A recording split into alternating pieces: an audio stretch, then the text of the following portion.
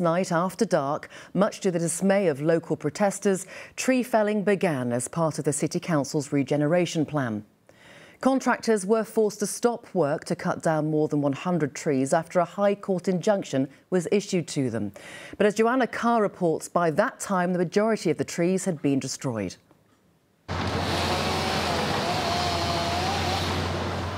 The scale and timing of the operation in Plymouth city centre on Tuesday night came as a surprise to many. The first signs were the cordoning off of the city centre. Commuters found their usual routes home blocked.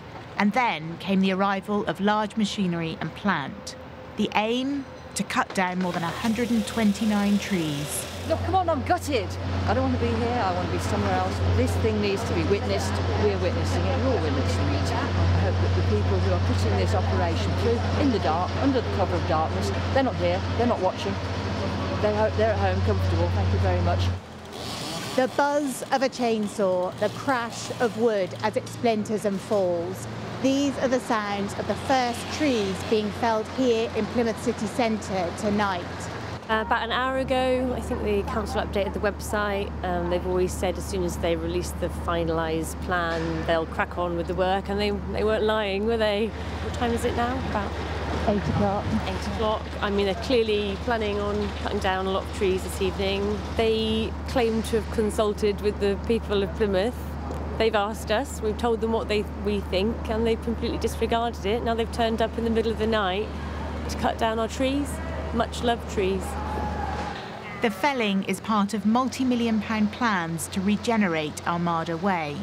The controversial scheme had been paused in February to allow for further consultation, but when work restarted last night, it was with no notice, according to campaigners. I heard on the local news at about 10:30 tonight, and so came straight down here to see what was going on. These trees down the side are hugely significant as part of the post-war legacy. They were planted as part of that, and they're enormously significant to Plymouth and what it means for the regeneration of the Plymouth, the resurgence of the city. The smell of sawdust filled the air. Security, police officers and protesters watched on as rapid progress was made. And then, out of the darkness, a reprieve for the campaigners. We're serving this to you and to Plymouth City Council. Sorry? If you cut any more trees down, it will be a criminal offence. Yeah. Instructions. Do you have anything to say? No. Do you have anything to say to the people of Plymouth? I've just run about half a mile with an injunction in my hand. And what is that injunction? To cease the felling. It's been signed by a judge. If they cut down any more trees now, it's a criminal offence. Plymouth City Council says it's obtaining legal advice on the injunction, and that given the size of the tree machinery, it had scheduled the works to be carried out at night, with as few people around as possible for reasons of public safety. We aimed to minimise the disruption caused to the public and businesses by cordoning off parts of Armada Way, the local authority added. Sadly, we've lost a lot of our trees, but there are some still remaining. It's hard to feel elated, but it's a little, it's a little win.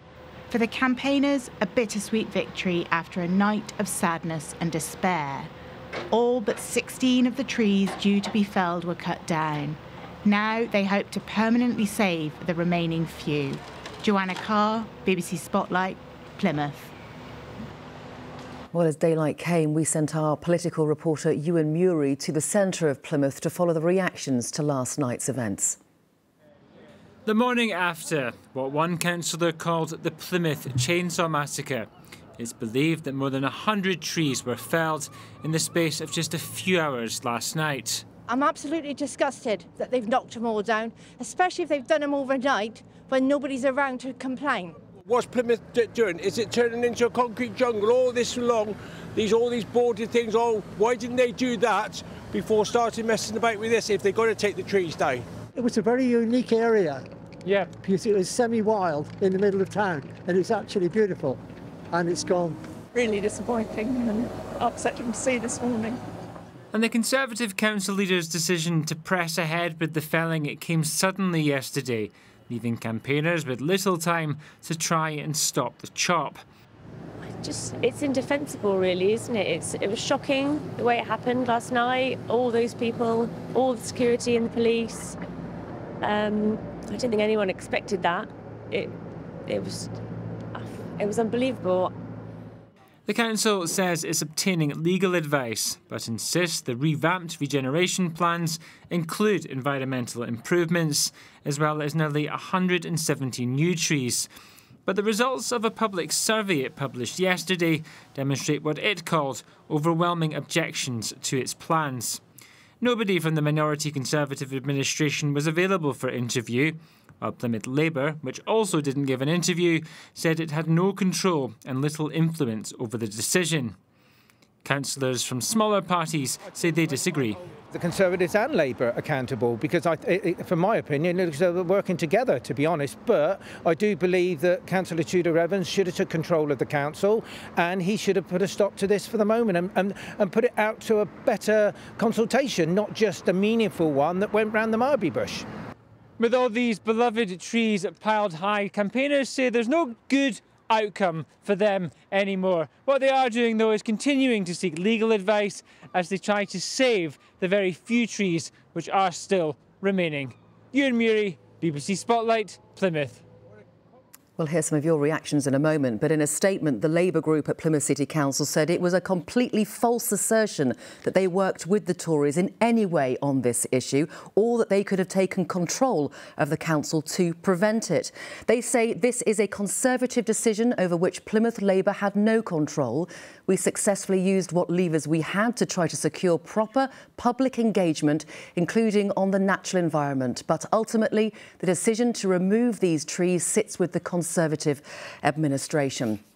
Well, lots of your reaction coming into this story today, and on social media and on emails. Firstly, though, wildlife presenter and naturalist Chris Packham took to Twitter today to say, what the actual Plymouth City Council, what is the matter with you?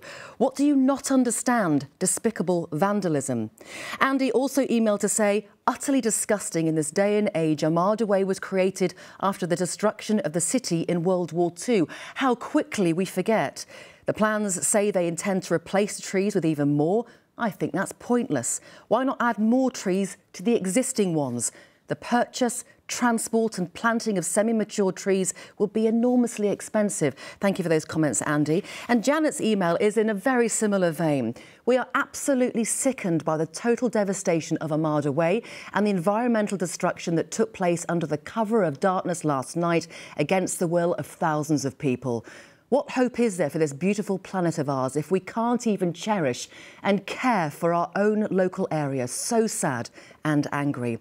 Well, thank you for all of your emails. And if you'd like to comment, whatever your views, the address as usual is spotlight@bbc.co.uk.